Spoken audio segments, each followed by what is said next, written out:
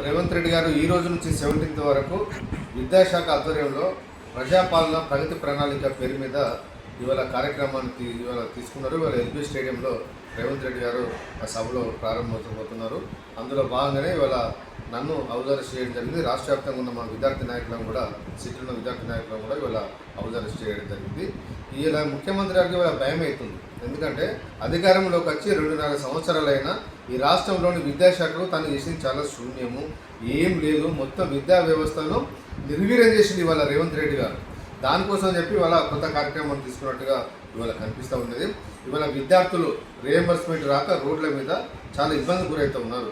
College పోదామంటే ఇవాళ భయపడతా ఉన్నారు. ఎందుకంటే యాజమాన్యాలు, మేనేజ్మెంట్లు విద్యార్థిని తరగతి గదిలో నిలబెట్టి బీజేపీ గారితో బాబు మా గవర్నమెంట్ నుంచి రీఎంబర్స్మెంట్ వస్తలేదు, మీరు ఇవ్వాలని చెప్పి వాళ్ళు నిలబెడుతుంటే వాళ్ళు సిగ్గుతో తలదించుకొని ఏం చదవలేక ఇవాళ విద్యలో వెనుకబడే పరిస్థితి ఇవాళ ఈ రాష్ట్రంలో ఇవాళ కనిపిస్తూ ఉన్నాయి. అదేవిధంగా ఫీజు రీఎంబర్స్మెంట్ పథకాన్ని ఎత్తివేయాలని చెప్పి కుట్రతోని ఇవాళ జీవో నెంబర్ 7 తీసుకొచ్చి జీవో నెంబర్ 7 తీసుకొచ్చిండు ఇవాళ రేవంత్ రెడ్డి గారు ప్రభుత్వం. గతంలో కేసీఆర్ గారు కాంగ్రెస్ ప్రభుత్వం పెట్టిన రీఎంబర్స్మెంట్ స్కీమ్ను కేసీఆర్ గారు ఎక్కడ డిస్టర్బ్ చేయలే. దాన్ని మరింత మెరుగుపరిచి ఎప్పుడు డబ్బులు అవసరం ఉంటే అప్పుడు విద్యాశాఖకు రీఎంబర్స్మెంట్, ప్రతి యాజమాన్యానికి డిగ్రీ ఇంజనీరింగ్ ఇంటర్ ఎవరిది వాళ్ళకే ఇవాళ రీఎంబర్స్మెంట్ పడే విధంగా చేసిన చరిత్ర ఇవాళ బీఆర్ఎస్ పార్టీ కేసీఆర్ గారికి ఉంటే, ఇవాళ రేవంత్ రెడ్డి గారు వచ్చిన 2.5 సంవత్సరాల కాలంలో కూడా కనీసం 500 కోట్ల రూపాయలు కూడా రీఎంబర్స్మెంట్ విడుదల చేయకపోవడం వల్ల ఇవాళ యాజమాన్యాలు కూడా ఇవాళ ఇబ్బంది పడుతూ ఉన్నారు. అలా పనిచేస్తున్న టీచింగ్, నాన్ టీచింగ్ స్టాఫ్కు సకాలంలో జీతాలు ఇవ్వలేకపోవడం వల్ల వాళ్ళ విద్యార్థులు కూడా సరిగా విద్యను చెప్పలేని పరిస్థితి ఉన్నది. పోనీ ప్రభుత్వ కాలేజీలో చదువుతామంటే ప్రభుత్వ కాలేజీలో కూడా ఇక్కడ కూడా సరిగా ఫెసిలిటీస్ లేవు, ఇన్ఫ్రాస్ట్రక్చర్ డెవలప్మెంట్ లేదు, మొత్తం నిర్వీర్యం అయిపోయింది. గవర్నమెంట్ స్కూళ్ళను మొత్తం కుప్పకూలిపోయినాయి. ఎందుకంటే రేవంత్ రెడ్డి గారు ఇవాళ ప్రైవేట్ స్కూళ్ళను ప్రోత్సహించాలనే ఉద్దేశంతో, ప్రైవేట్ విద్యా సంస్థలను ప్రోత్సహించాలనే ఉద్దేశంతో ఇవాళ గవర్నమెంట్ కాలేజీలు కానీ, డిగ్రీ కాలేజ్ కానీ, ఇంటర్ కాలేజ్ కానీ, గవర్నమెంట్ స్కూళ్ళను మొత్తం ఇవాళ రేవంత్ రెడ్డి గారు మొత్తం ఇవాళ నిర్వీర్యం చేసిన పాపం ఇవాళ వీరికి ఉన్నది.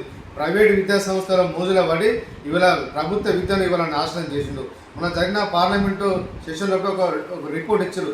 ఈ దేశంలో అత్యధికంగా డ్రాప్ అవుట్ అవుతున్న స్కూల్ మొత్తం క్లోజ్ అవుతున్న రాష్ట్రం ఏదైనా ఉందంటే అది తెలంగాణ రాష్ట్రం అని చెప్పి ఇవాళ వాళ్ళకి రిపోర్ట్ ఇచ్చారంటే ఇవాళ ముఖ్యమంత్రి గారు సిగ్గుపడాలి. ఇవాళ కాంగ్రెస్ నాయకులు, మంత్రులు సిగ్గుపడాలి. అరే విద్యలో గవర్నమెంట్ స్కూళ్ళ మీద విద్యార్థులకు నమ్మకం లేకుండా పోయింది, అందుకనే స్కూళ్ళని ఇవాళ క్లోజ్ అయిపోతున్న ఆలోచన ఇవాళ ఈ ప్రభుత్వాలు రాకపోవడం అనేది చాలా సిగ్గుచేటుగా ఇవాళ భావిస్తూ ఉన్నాం.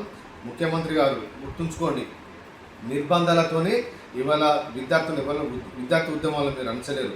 కాబట్టి మీరు విద్యా వ్యవస్థ మీద మీరు దృష్టి పెట్టండి, దానికి బడ్జెట్లు కేటాయించండి, రీఎంబర్స్మెంట్ను విడుదల చేయండి, గవర్నమెంట్ స్కూళ్ళను బాగు చేయండి తప్ప ఇవాళ ఈ రకంగా కొత్తగా ప్రోగ్రాంలు పెట్టుకున్నంత మాత్రాన ప్రజలు మిమ్మల్ని ఎవరు నమ్మరు, విద్యార్థులు ఎవరు నమ్మరు అనే విషయాన్ని రేవంత్ రెడ్డి గారు గుర్తుంచుకోవాలి.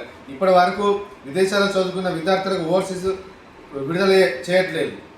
ఏం అసలు పథకాలే లేవు. మీ హాయంలో ఏమైనా ఉన్నాయా? ఇంకా పైన దానికి నువ్వు అందరికి నోరు ముయ్యాలని చెప్పి ఇవాళ నిర్బంధ పాలన ఈ రాష్ట్రంలో కొనసాగుతున్నది. ఇది మంచి పద్ధతి కాదని చెప్పి ముఖ్యమంత్రి గారు హెచ్చరిస్తూ ఉన్నారు.